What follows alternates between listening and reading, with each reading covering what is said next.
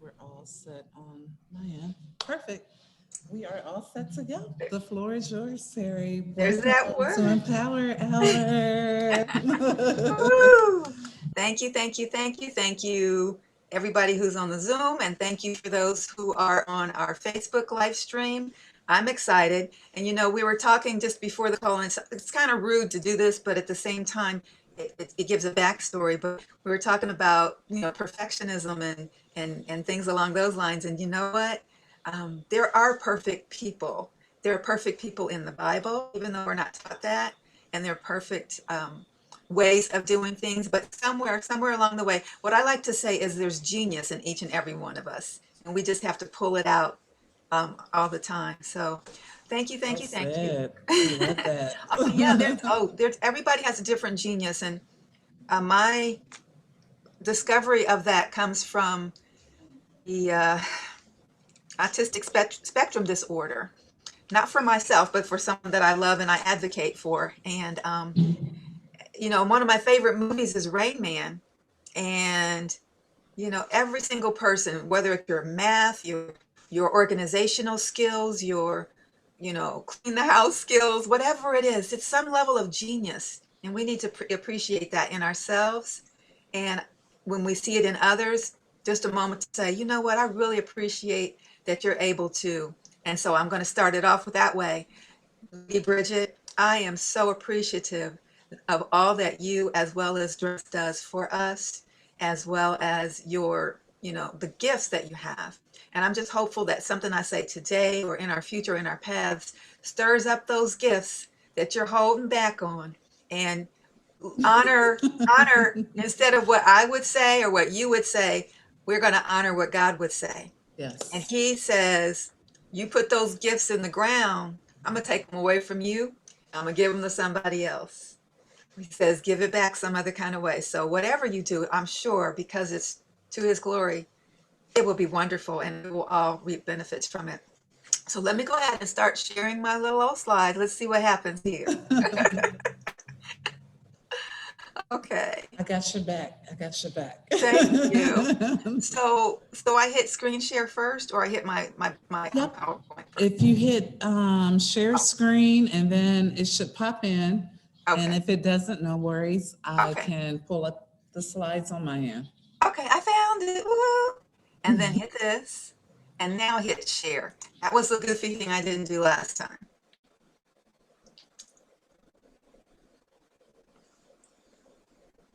And now we're going to do from the beginning.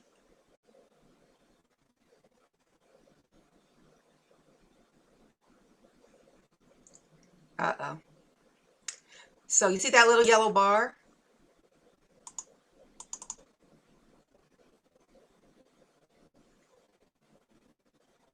You guys can see my screen, right?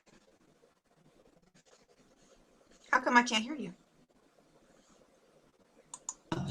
Because I'm on mute. I can absolutely see your screen. Sana, can you see the screen as well? Yes, I can. All Okay. right.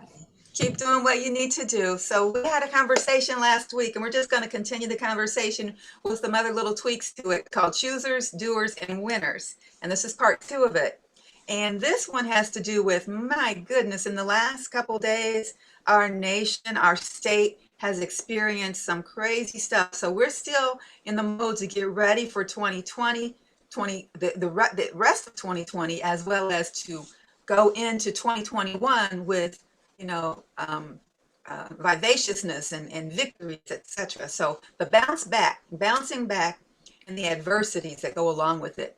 So um, I want to share with you guys, you're already on a path of success. And what I liked about Mrs. Maria Shriver's definition, she said, my definition of success is being the kind of woman that I would want to have as a friend.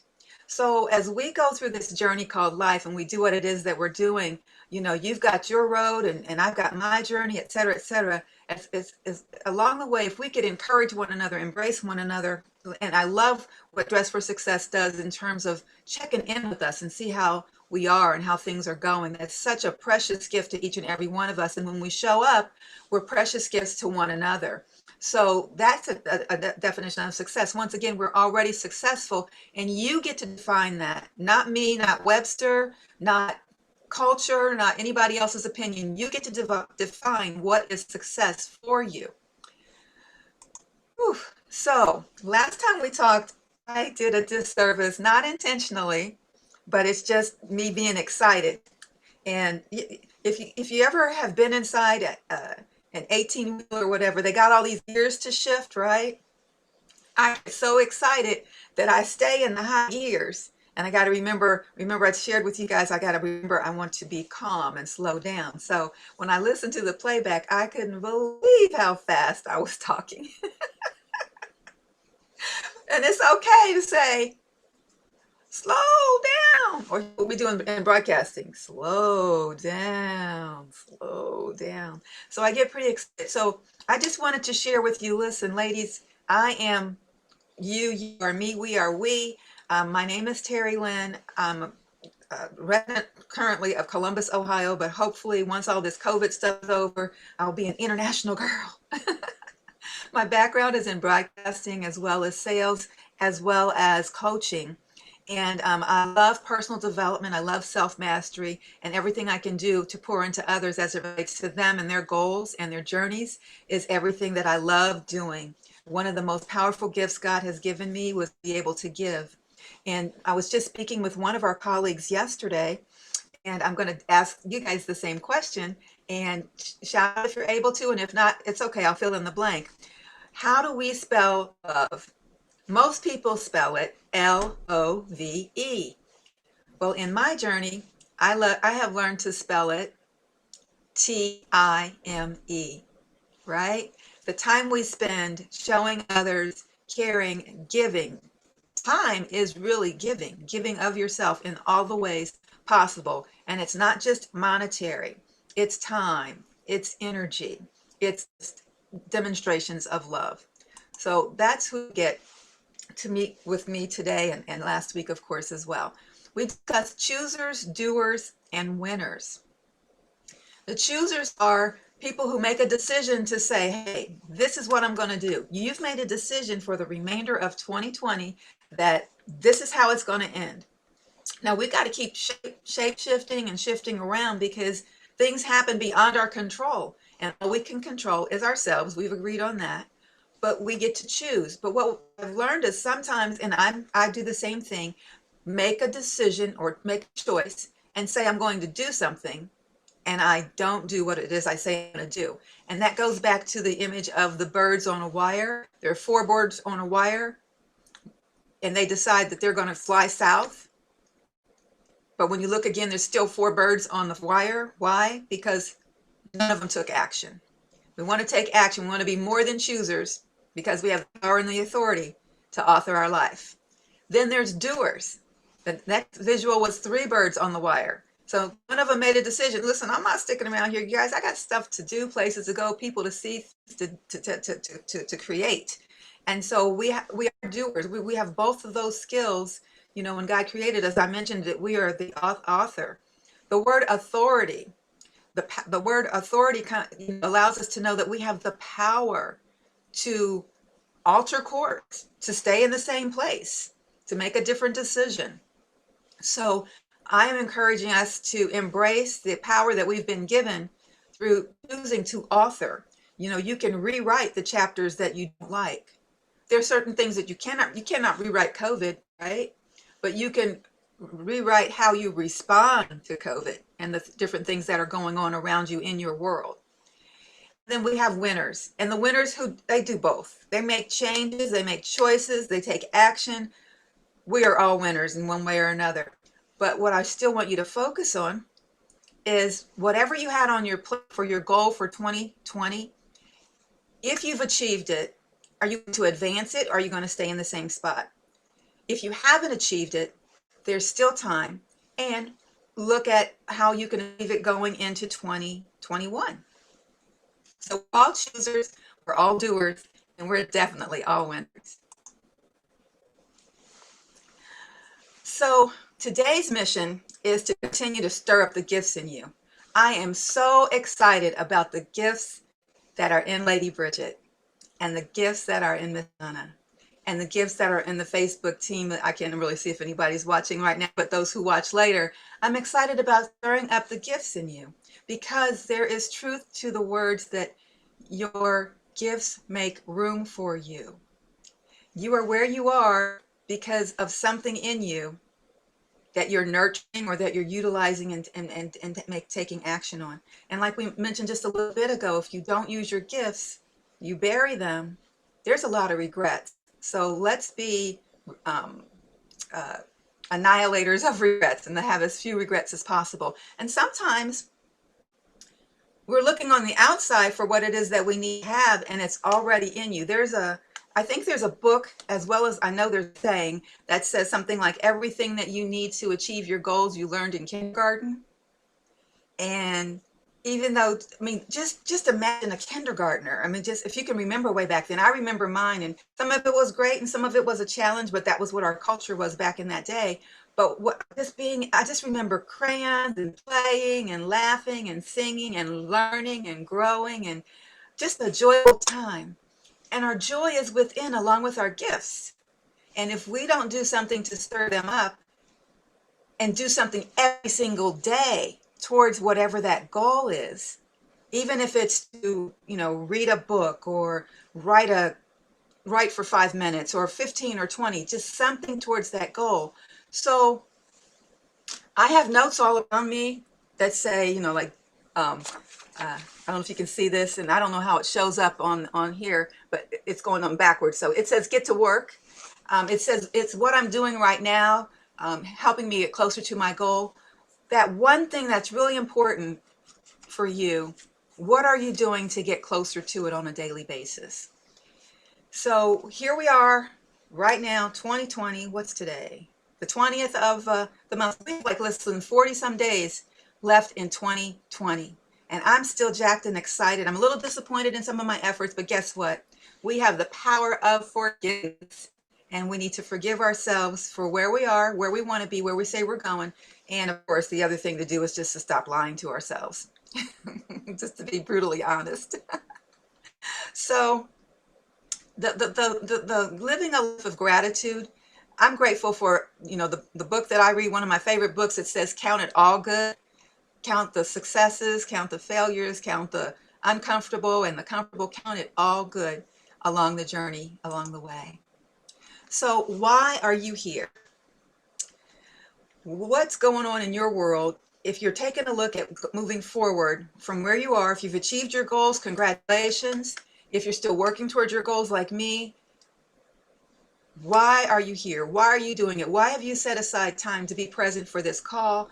Why have you decided that you're going to choose the goal, or that you've chosen the goal that you've chosen? Notice how the why is bigger than you on the graphic.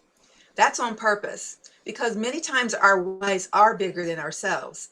Sometimes when we're taught or we start writing our goals, we think it's about us, but we're being grown to do and be and have better and bigger things. And usually it's for someone else. I know one of the whys of Bridget is way bigger than she is. And some of the things I've heard from Lady Sana, her why is way bigger than who she is. So embracing that, sometimes we don't realize it. We think it's about us, but if you were to take a real good look at what it is that you say you've planned for yourself and for your life, it's way bigger than you. And guess what? Other people are benefiting from your desire, your gift, and your precious contribution to life, to our community, and to the world.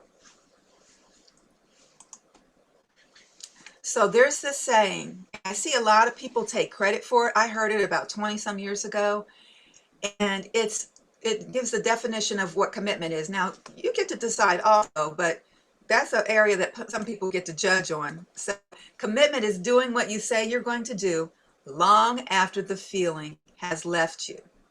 And I do see different people who claim to own this particular saying, but when you say so, I just want you to be careful with what you commit to. When you say to someone, hey, anything you need, I'll help you out. And when they come to you, you like, I gotta go. You look at your watch. Or, I'm gonna use the example of marriage, but that's really what God intended. He intended a permanent life partner. But you know, you're in a marriage or in a relationship and things are getting tough, and you said I'm committed, and you have to be committed through the tough times as well as the good times. And even with relationships, the one of my favorite books talks about how it's easy to be kind and polite and spend time with people that you like and make you feel good and contribute to your life in a certain way.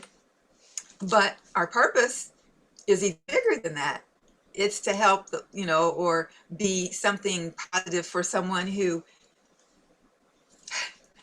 doesn't make us feel so good. So what is your commitment beyond the good feeling? The feeling's going to leave you. It's not going to always feel so good. There will always be ups and downs. And long after that feeling has left you, are you still committed to the goal that you wrote down to say you wanted to have, to say you wanted to be? Whether it's a nonprofit, a for-profit, something for your friend or for your family member, are you still committed? And it can be on a slight scale or it could be on the grand scale. Most of my conversation is about on the grand scale, but I just want to let you know all the things you do along the way talk about or infer what your true commitment really is. Those little things make up the really big things that we say we want to have in life. So I wanted to have some fun. I know that, there's not a lot of people on this particular call right now, but those who hear my voice now, as well as perhaps later when you have a little more time, I love introspection. I love discovery and finding out what's going on in your world and in your life. So I'm going to ask you to again indulge me this week, and to, if you have a paper and pen nearby, grab it, or if you're driving or something along those lines, and you're multitasking as folks do sometimes. I do the same thing. I want you to just hear my words and then really make a promise to yourself during journal time or rest time to really discover some truths about what's going on in your world right now. We're going to look at some triumphs and some challenges. So what I'd like to do is encourage you to look at where you've been up to now. So if you would make a list of all of your achievements, everything that floods your brain as an achievement. It could be anything that you consider an achievement.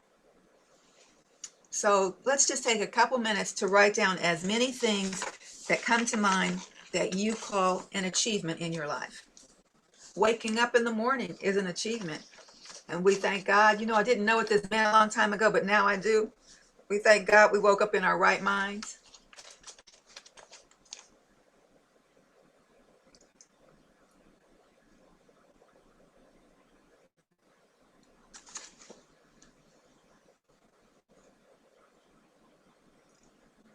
So after making a list of all of your achievements thus far, it could be anything. Being born, that's an achievement. I'm understanding the biology of just being able to be fertilized in the egg and getting here. That's an achievement. For me, being a cheerleader a lot of years ago. I'm still a cheerleader in other kind of sorts, but a literal cheerleader for a sports team. That's an achievement. Graduating from school, hopefully I'm triggering some things that help you remember some of the achievements. Getting married for some is an achievement. Parenting is an achievement. So just make a list of as many that flood your brain, and you may continue to add to it throughout the day, but just recognize, big or small, many of your achievements. And I don't know if there's a habit, I think I shared that in November, I look at projecting what I want to have happen in the following year. And there is an author, John C. Maxwell, who invites us to look at ourselves, truly inspect what you expect of yourself. And if you're on target, great. If you're not on target, but still we can always grow and do something different. And so with this exercise, especially about achievements, you can maybe even do something that he offers. And that is sometimes I could call or send an email or a phone call or have a live conversation with Bridget and say, hey, Bridget, what have you noticed so far in 2020 that's going right, or that I've done well, or whatever? And she could give me some additional feedback that I didn't even hear or consider, just because of the narrow vision that I might have doing everything that I'm doing and all the things that are on my plate. So you can try that, but you have to, only with someone that you trust and that you're comfortable with, and someone that will tell you the truth, versus give you some nice soft pedal language back that doesn't help you grow and be honest with you. And then now we want to look at what we call, quote, failures. And I put it in quotations because something that you might think is a failure may not be a failure for someone else. So make a list of your failures to date. In school, we're taught if you get an F, it's a failure. And I had a project that I had to do, I think it was August or September. And I was disappointed because I try not to get any Fs, but I couldn't control the people that I was working with, and they wouldn't do what they were being asked to do. They were busy, and it wasn't a priority for them. But for me, I ended up getting an F. And I considered myself, not myself a failure, but the task and the project a failure, because I wasn't able to get them to do what I needed them to do in order to excel on that particular project. The same thing for academics. And some of us are not in class right now, but we can do it in life, or we can do it in class. Some people consider divorce to be a failure. Some people don't. Depends on what's going on in that world, right? So you get to choose. I'm not defining what's your achievement and what's your failure. Being fired. Sometimes people think being fired is a failure, but it may be the best thing that ever happened to you, and maybe opening the doors to other things. But again, you get to choose. A car accident where you paying attention, or where you or if you were at fault or something like that, it could seem it's a life lesson, but it could be perceived as a failure. Losing a race. I don't know if you guys may not. I don't know. My screen doesn't let you see that one, but losing a race. You prepared for it and you did everything you did, but you didn't come in first. But you finished the race. But some people may say, I wasn't number one. Nobody knows who number two and number three are, so they consider it a failure. Well, keep making your list as long as they are. And like I said, you might continue to add to your list throughout the day. But the truth is, like I said before, you get to choose what success is for you. You get to define it. So let's look at resilience. Resilience is defined as the capacity to recover quickly from difficulties, or the ability to spring back. So your ability, and sometimes we spring back from some things faster than other things. But if you could, on a scale of 1 to 10, what would you say your skill for recovering or bouncing back is? Are you resilient? Do you need extra time? Is it extra time on this, but not necessarily on that? Are you constantly, on your toes, ready to take the next swing or the next punch? I'm in a boxing mode right now. So the next ingredient would be resolve. And resolve is described as deciding to find a solution or a course of action in order to complete what it is you say you wanted to complete. If you're finished with your goal, you many times are either going to level up to the next level. But the resolve is firm, absolutely, positively, non-negotiable. I resolve, just like it's a sister to commitment. I'm resolving to make this happen, for this promotion, for this to set up this nonprofit, to raise XYZ amounts of dollars for fundraising. You're firm. You decide, I've got the solution to make this happen. I'm going to set up a plan of action, and this is going to happen. I resolve to make this happen. And then there's results. Simple results is the outcome that you're looking for. And generally, it's the consequence of the action or whatever you put into it. So what I've noticed as I assess the remainder of 2020, what did I do the last few months of the year, or prior months of the year, and I've discovered I got the results I was supposed to get, even though I don't like the results that I've gotten, because I didn't take the action required in order to have the results I say I want to have. So it's one thing to put it in your planner. My planner goes off and says, XYZ, it's time to do this. And sometimes I just hit the button and turn it off. That's not helpful. So I get the results that I'm supposed to get because I didn't take the action that I wanted to happen. And then the other thing about results is if you don't like the results you're getting, and sometimes it's, sometimes you can't control things, but I'd like to encourage you to know what you would like to have happen. Many times when I'm having a conversation with someone, I'll say, you're hearing them give a story or complain, or, you know, once you take ownership, you say, this is what I'd like to have happen. Then you go back for the results and the resolve and the resilience to make what it is you say you want to have happen and have the results that you're seeking. For example, I'm working on a couple different projects, and I haven't met that goal. So I have permission to move my goal, right? Well, I resolved that I'm going to achieve this particular goal by the end of January 2021. I've made a decision, and so I put everything in my planner that needs to happen as a result to that. But the reason I had to move my deadline is because the results, I wasn't putting in the efforts or what needed to happen in order for me to have the results I said I wanted to have happen. So I'm able to say, if I want this to happen in my life, to be able to change my world, then this is what I need to do, and be committed to that long after the feeling has left me. Sure, it's 2 o'clock in the morning, but you said you were going to do 5 of these. Did you do 5? Okay, it's time to go ahead and knock out what you need to knock out. But also, I need to, be mindful of rest. So here's a closer look at our perspective. The goal is to use what you've got, use what you already know, use the experiences, whether they're good or bad, so that you can live your dream life awake, right? So whatever it is that you have, this huge goal that you want to have happen, you're going to take everything that you already know from your experiences, good and bad, and make that happen. Well, let me introduce you to someone his name is Mr. David Goggins.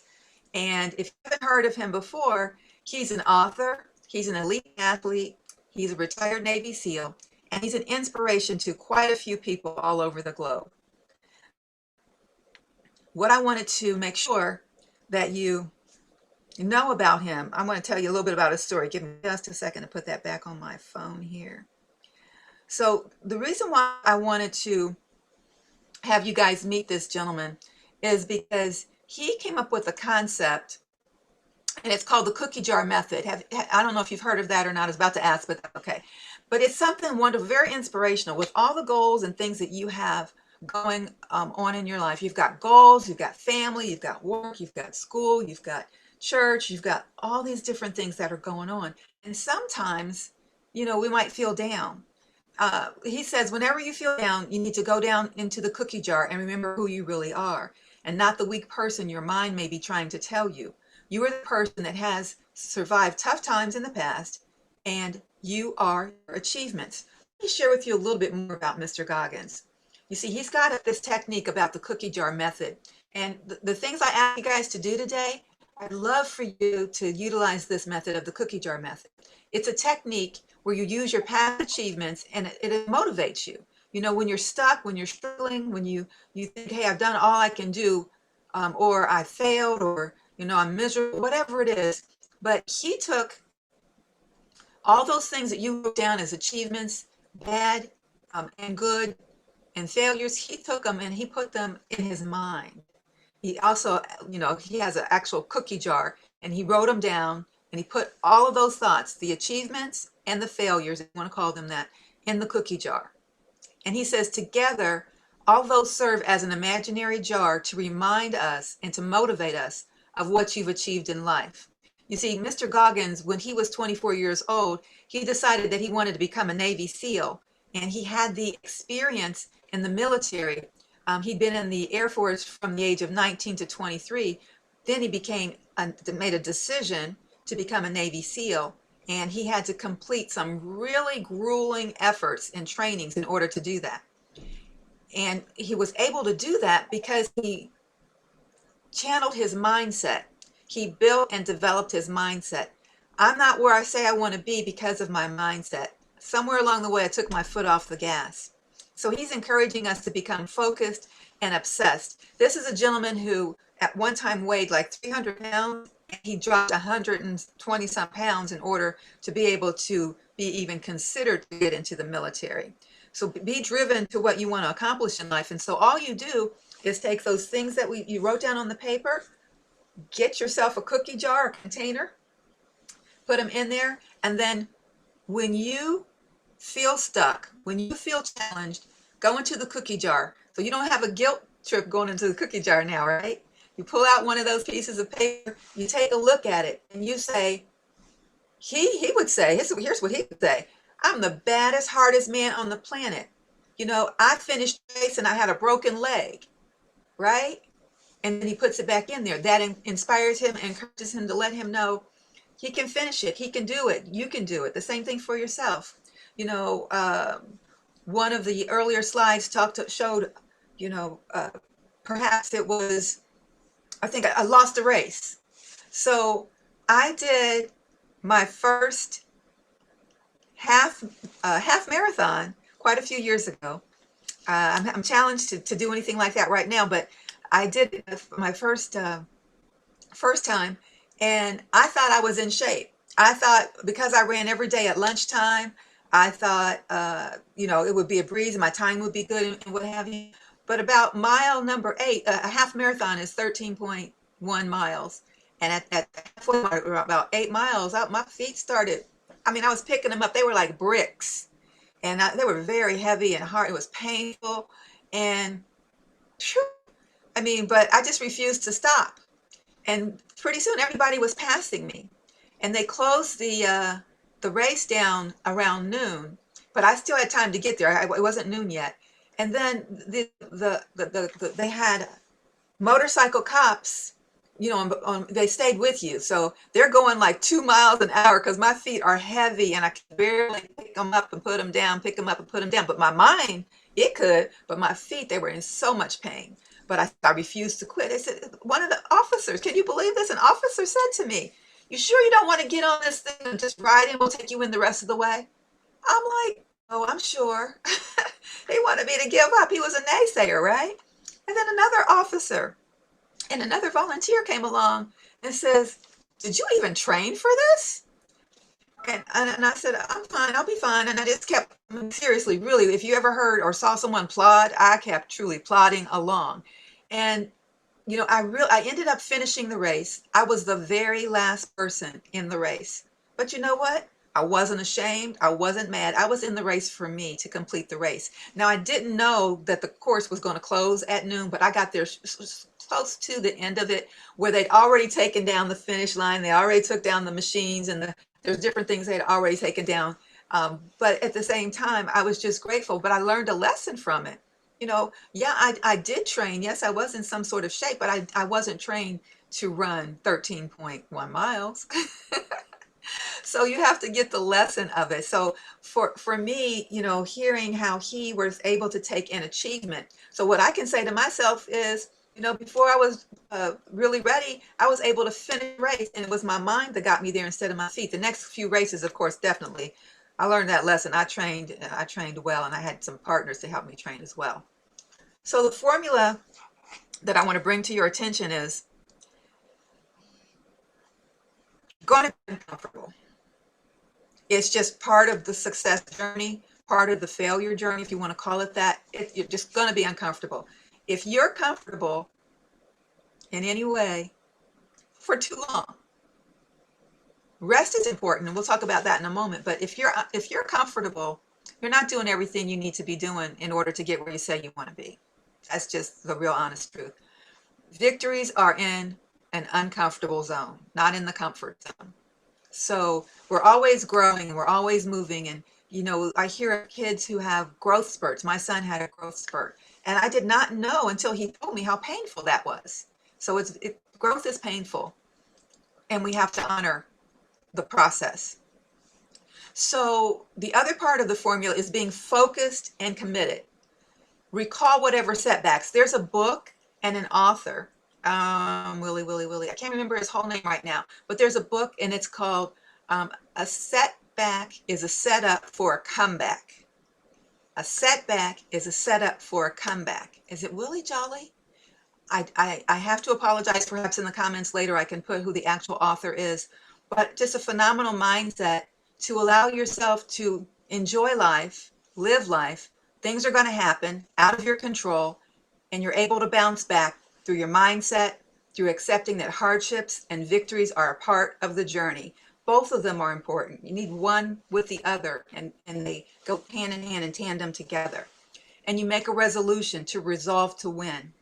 If you fail to get the lesson, you might have to repeat it over and over and over again until you actually get the lesson. If there's something that's happening in life over and over and you've been there before, there might be some clue or something that you're supposed to get that you might keep missing.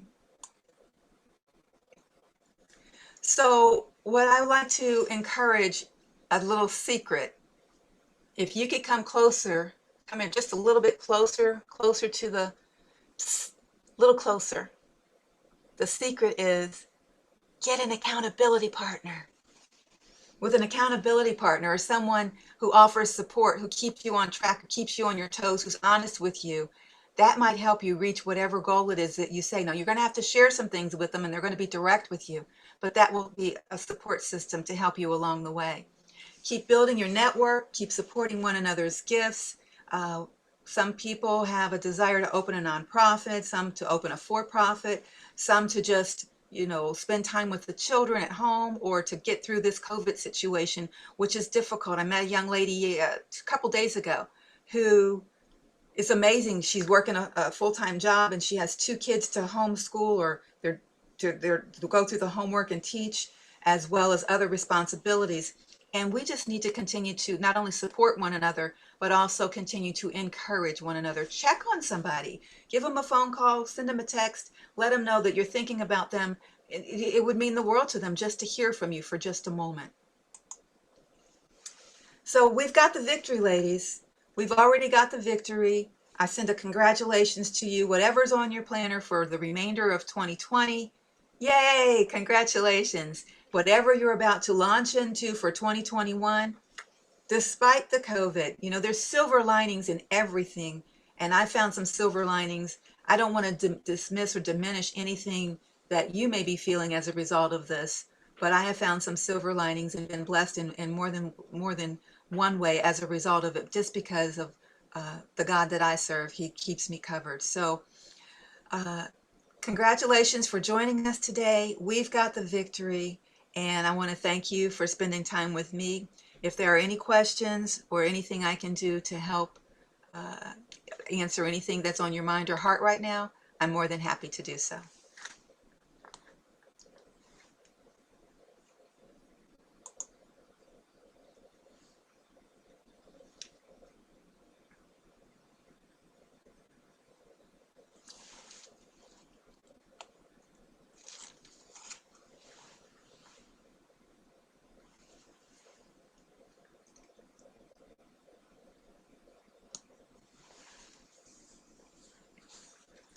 So, I thought while there's this silence, I know folks are doing multitasking, and that's fine and well.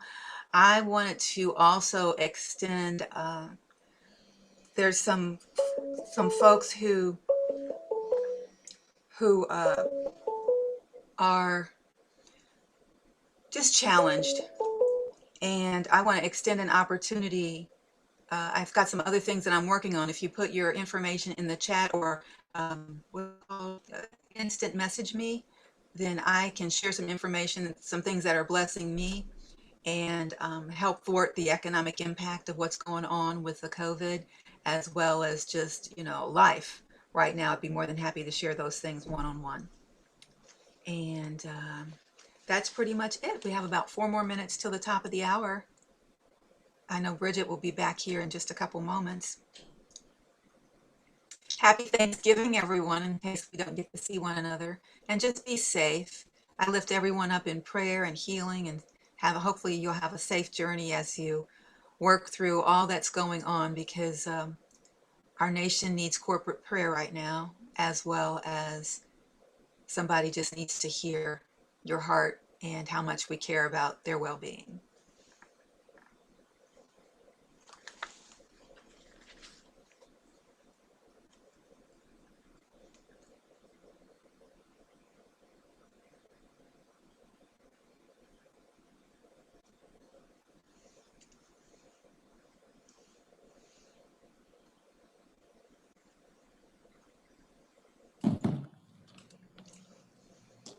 Hey, superstar.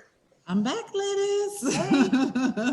Well, hopefully what was shared will be beneficial to those who may tune in later by way of Facebook playback. And Lady Sana, I wish you a wonderful time with your daughter once she gets there. And Thank hope you. everybody have a wonderful Thanksgiving. Thank If you very if much. if you got anything out of today, if you're able to maybe share a quick blurb with somebody who might be listening later, because sometimes what I find is when you share your takeaway, it helps them hear something they may or may not have heard, or toggle something that they can relate to or communicate with. Um, well,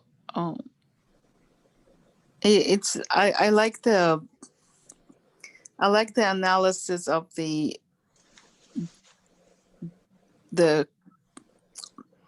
resilience, resolve, um and result. Yes, I ma'am. like that. Yeah, I like it because it's like it kind of opens your eyes to these are the steps. Like you have to have these all three to achieve something, to achieve success. And I also like the cookie jar concept. I Mhm. thought the David Goggins, if I'm Yes. David Goggins. Yeah. yes, that he actually I like that, and I'm surprised in the same time that he chose to put failures and successes both together in the jar, because, like you said before, it's like not necessarily the failure is considered a failure in everybody's eyes, and sometimes it's a hurdle that would encourage you to go further. And if it wasn't for that hurdle, you're not going to go to the next step. So Yeah. you said also it's like you have to be uncomfortable to be able uh, to achieve and succeed. So yeah, that's all great. Thank you for sharing, Sana. Thank you. With the cookie jar approach, for me, that was just a great reminder of how bad mama jamma we are. And we forget that. You're going through stuff and you're just focused and zoned on the mess or the message. But when you go back and you pull out of that cookie jar, wait a minute, I had a baby. Or wait a minute, I climbed 100 steps, or I finished a marathon. I can do this. This is not going to stop me from what it is I say I want to do. So it's just another way of to encourage yourself to not give up and remember what you are made of and how you've blessed and helped others and achieved so much more. So don't let whatever's stopping you stop you today. Go back in, and a lot of times, especially right now, the holidays are coming, all those sweets and cookies and stuff we're trying to stay away from. This is a good kind of cookie jar. This is going to help this 6 inches between your ears help you get to where you say you want to be faster, at least on a even flow. I mean, it still might go up and down, but you can find your way back to an even keel and attack that thing. Were you going to say something, my dear? No? Okay. Excuse Thank me. you, Terry Lynn. This Uh, is always, as always, so insightful. Um, I'm sure for Sana, myself, and anyone who will catch us on the playback. thank Yes, you. thank you. Thank Appreciate you. it. Appreciate you guys. And thank you for the forum to help stretch me because I'm very uncomfortable, really. I mean, even though this is helping me grow, I would like to be the perfect and open my doors back up like I had with other things in a row. Some things I'm not talking about, but I would love for it to be perfect. But we're here. We're not promised tomorrow. So you can't wait until, oh, I'll do it in 2021 or I'll do that. Let's go. Someone saw something in me that says, hey, and it really is, your gifts make room for you. So thanks for making room for me. And again, much gratitude, not just on Thanksgiving Day, but every single day for Dress for Success and for you guys. Thank Yes, you. thank Bye. you. Thank you Thanks. so much, Terry, for your time and expertise. I hope you will join us in 2021. I'm sure a lot of ladies would love to receive all the gems that you drop on us. Thank you. Much love, guys. All All right, Thank so I'm you. gonna All go Bye. off. right. Have a wonderful holiday season, ladies. Again, we are officially closed at 6 p.m. Face-to-face services will be discontinued until 2021. We'll still meet. We'll have our final PWG meeting tomorrow. And then we'll have our year-end celebration on December the 5th. So, and it will be virtual, of course, a virtual event, but I hope you ladies can pop in the room, and all of the sisters viewing us online again, December the 5th, Saturday, from noon to 2. A formal invite will come out this weekend. Okay. But many blessings to you all. Thank you so much for your continued support in this pandemic year. Thank you. You're welcome, and I appreciate you guys. Thank you, Dress for Success. Everybody there, give them hugs, air hugs, virtual hugs from us to you. We will. I miss you ladies dearly, and I'm gonna miss you even more, but cheers to a better 2020, right? Yeah. Yes. 2021, I'm sorry, 2021. Yes. Look at- Okay, ladies, have a good one. Be Thanks. Bye, blessed. Have a guys. good one. Bye.